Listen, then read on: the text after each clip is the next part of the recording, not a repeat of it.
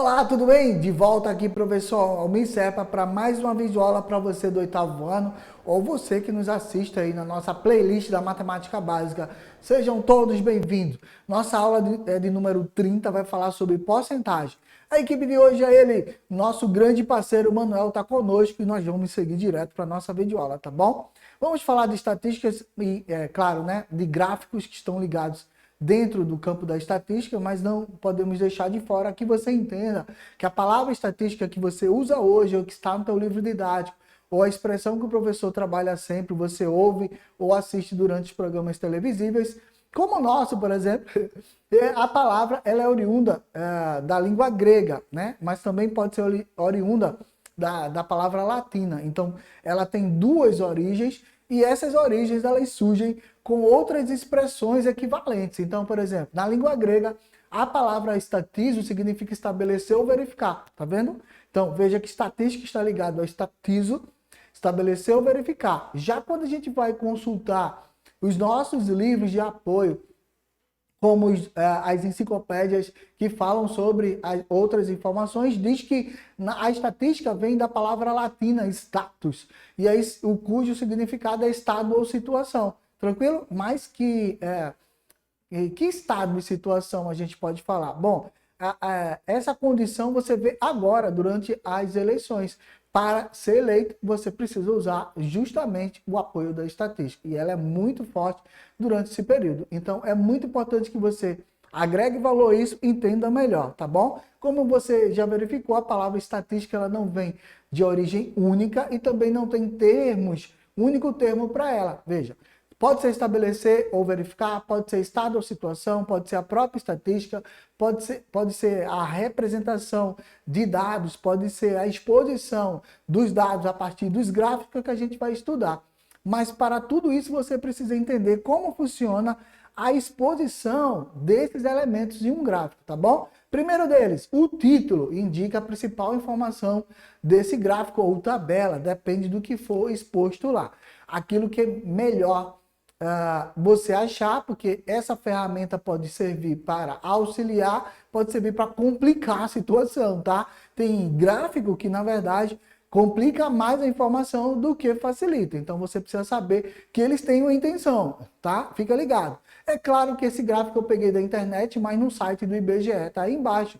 E ele tem suas variáveis. Então, primeiro o título, depois eu vejo quem foi a fonte e eu vejo as variáveis. A fonte está indicada aí no finalzinho do teu vídeo, tá vendo aí na parte inferior. A variável que eu usei como referência aí é uma delas, a da Índia, por exemplo. Ó, países mais populosos previstos, com previsões para 2050 em milhões de habitantes. A Índia é um deles. Depois a China e outros que vêm aí na sequência, tá bom? Como faço para montar um gráfico, professor? Fácil. Você vai coletar os dados a partir de um bom questionário ou entrevista semi-estruturada. Você vai estudar quais são as melhores formas de captar esses dados. Estuda melhor sobre essa amostragem, tá bom? E aí você faz a coleta dos dados, depois você organiza esses dados. A dica que eu dou para você para a coleta dos dados, use sempre que possível números ímpares. Porque se você for usar a mediana, na divisão dos dados ficam bem mais fáceis, tá bom? Aí, na organização dos dados, é bom que você organize em tabelas. Pode usar a tabela dos programas que você já conhece, como o Excel, né? Ou você pode usar outras plataformas. Se você não usa, né, a plataforma do Word, você pode usar os similares. Existem várias. Ou então você pode criar a sua própria tabela desenhando no teu caderno ou criando no Canva e outros programas que já existem ou programas específicos que já fazem a rodagem desses dados, tá? Como o gráfico R e outros gráficos, tá certo?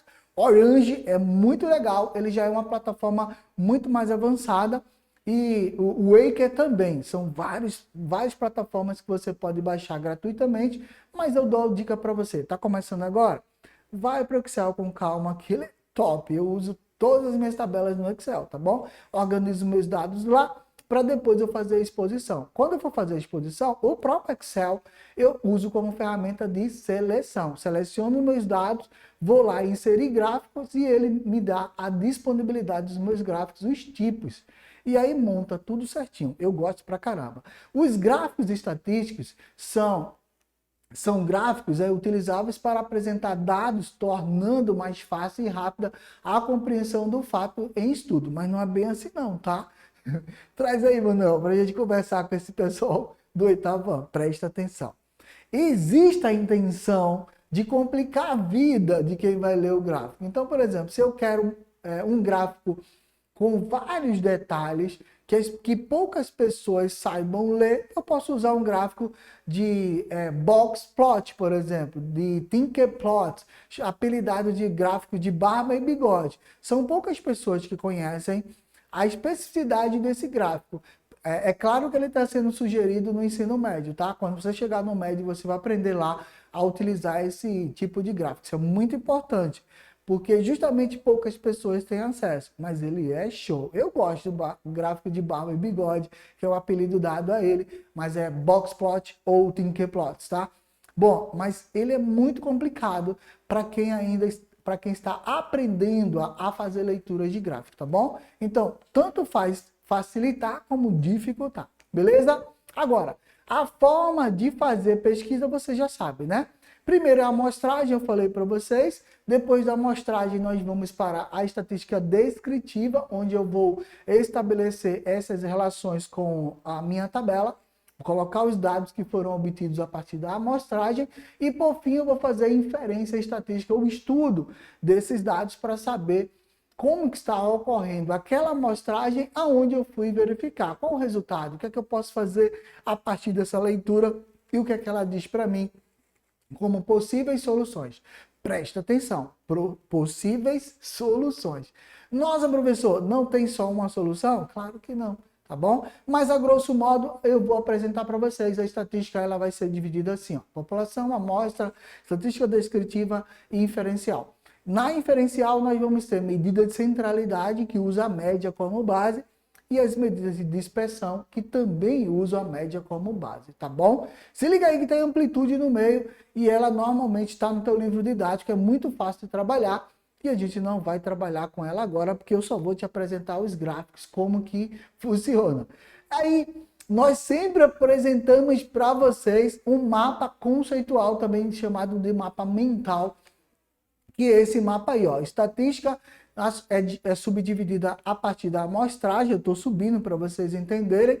Aí na amostragem eu faço a coleta de dados a partir de questionários, entrevistas dentro da população. Claro que pode ser entrevista estruturada, semi-estruturada, entrevista aberta, fechada, tem vários tipos aí de ferramentas.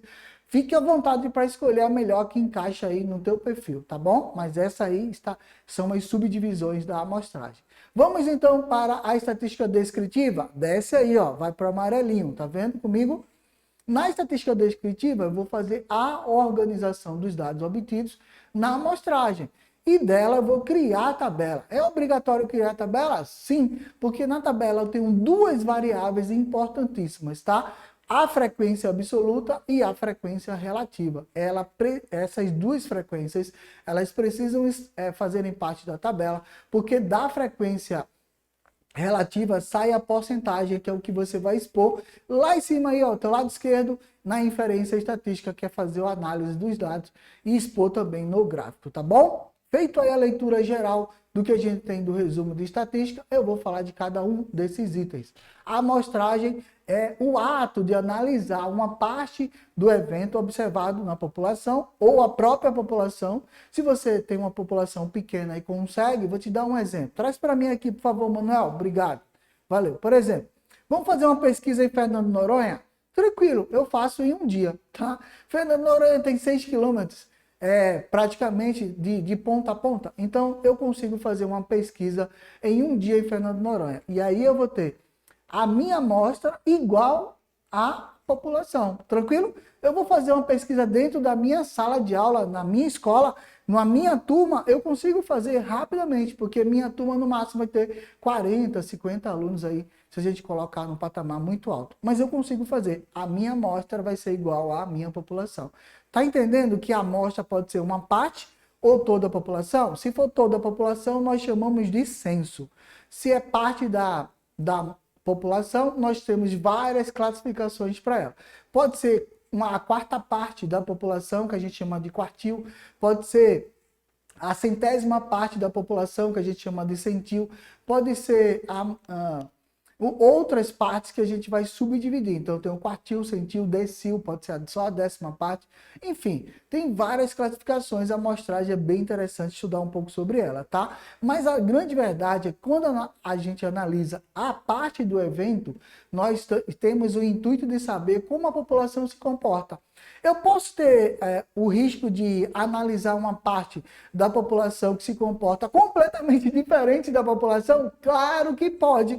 Dentro desse olhar, você vai ter um erro amostral, tá? Se liga aí. Eu posso, sem querer, captar parte dessa população que nada tem a ver com o todo da população.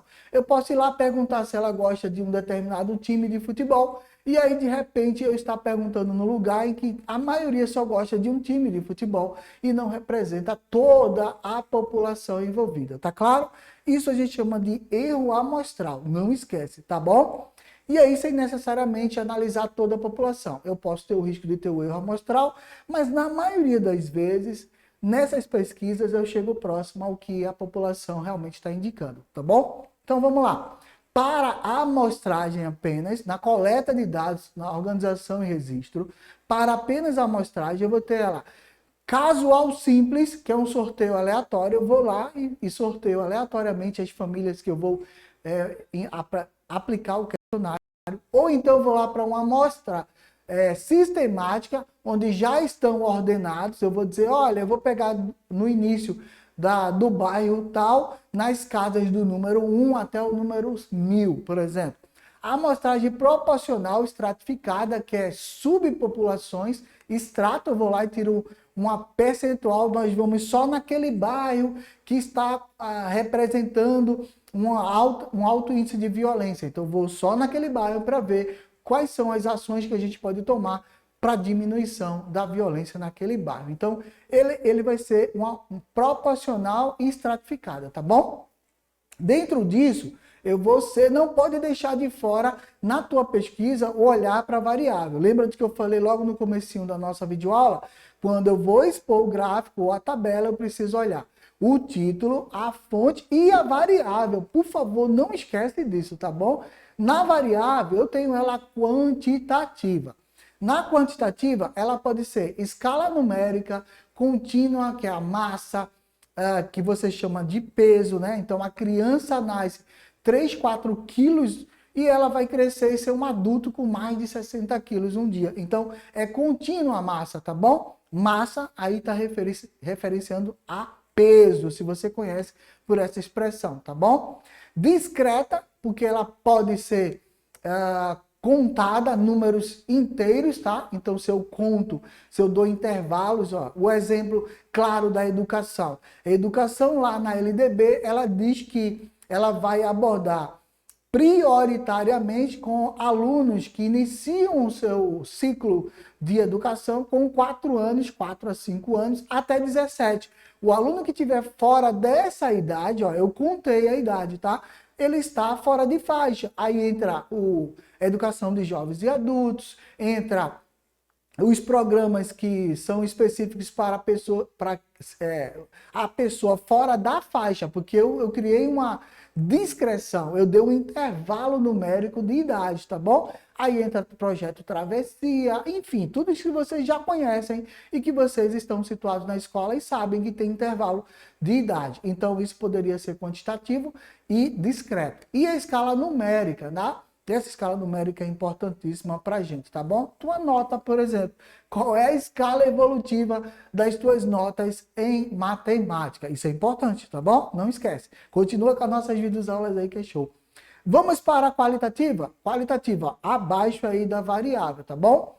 Qualitativa pode ser ordinal, nominal, ordinal, tanto faz.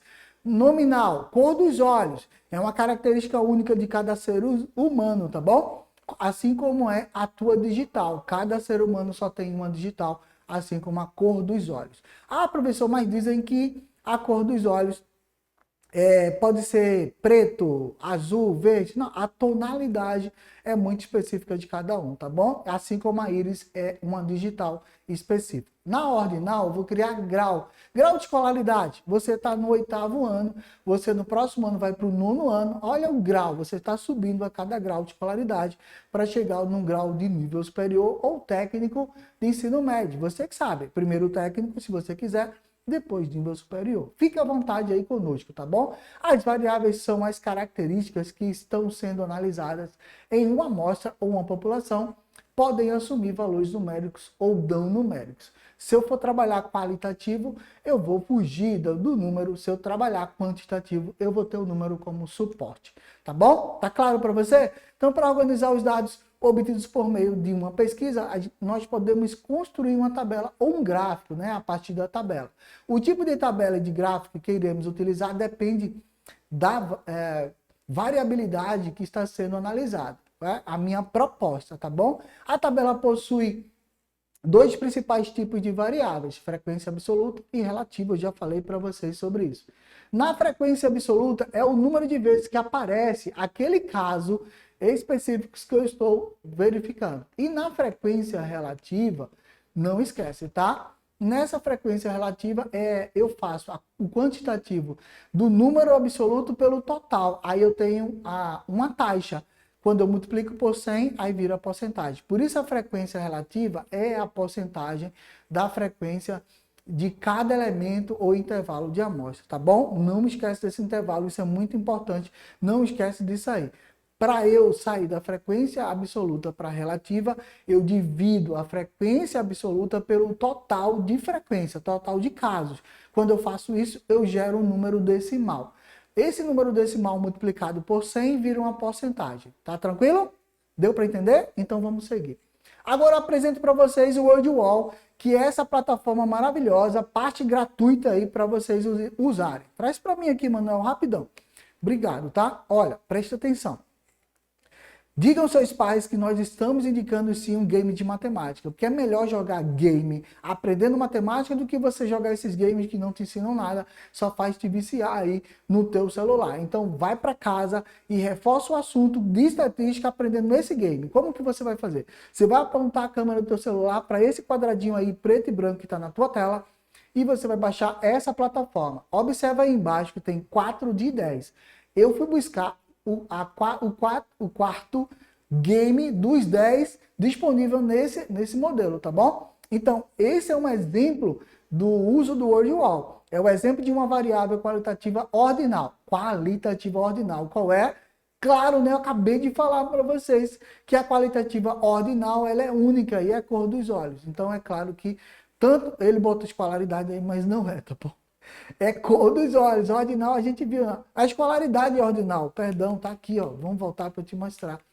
Senão eu vou me perder. Olha aí, ó.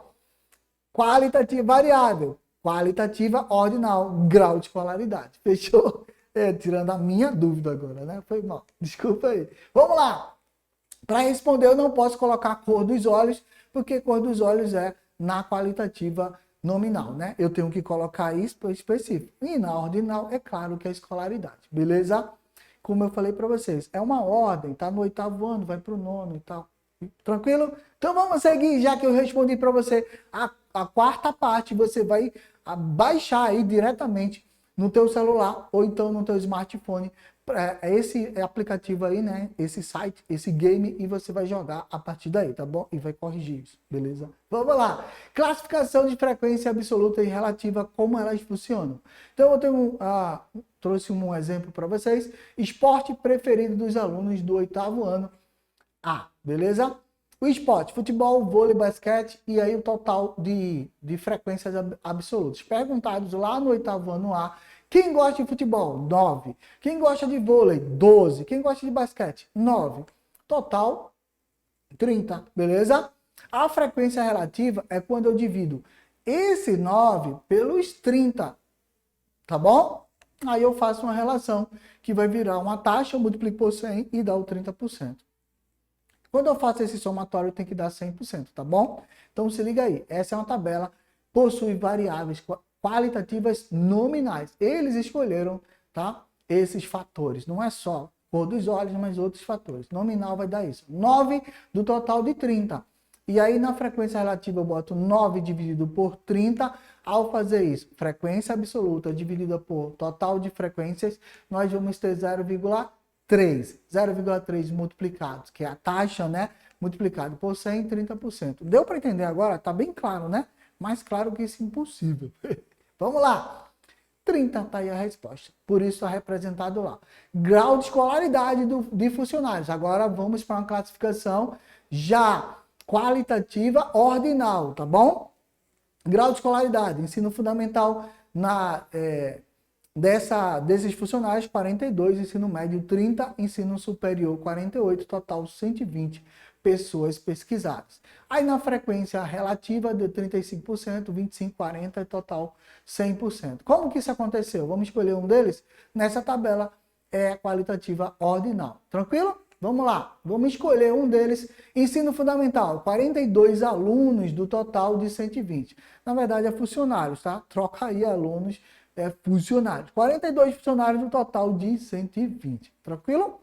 Como é que a gente faz? Vamos lá, 42 e o total. Então eu vou botar 42 sobre 120, dá para simplificar, se não der divide na calculadora e o resultado vai dar um número decimal. Frequência absoluta dividida pelo total da frequência absoluta que nós temos, tá bom? Então é o total. É parte todo, não esquece. 42 dividido por 120 dá 0,35. Olha o número decimal aparecendo aí. Vou multiplicar por essa taxa por 100 e aí eu vou obter 35%, por isso a resposta lá em cima. Tá vendo aí na tabelinha? Viu? Gostou da animação? É legal. Nem sempre dá certo, mas dessa vez deu. Massa, vamos lá. Ainda tem tempo, né, Manuel? Então vamos seguir? Vamos lá. Aí, um minutinho para a gente terminar e desafio para vocês aí, ó. Pega essa tabela de número de filhos de funcionários. Essa tabela possui variáveis quantitativas discretas. Você vai verificar isso aí e vai comparar comigo fazendo a divisão da frequência absoluta pela frequência absoluta total, ou seja, o total de pessoas, tá bom? Então pega o número de filhos, faz aí, manda pra gente no Instagram, Robertão da Transmissão, tudo junto sem acento, combinado? Espero vocês na próxima videoaula, valeu, tchau, tchau.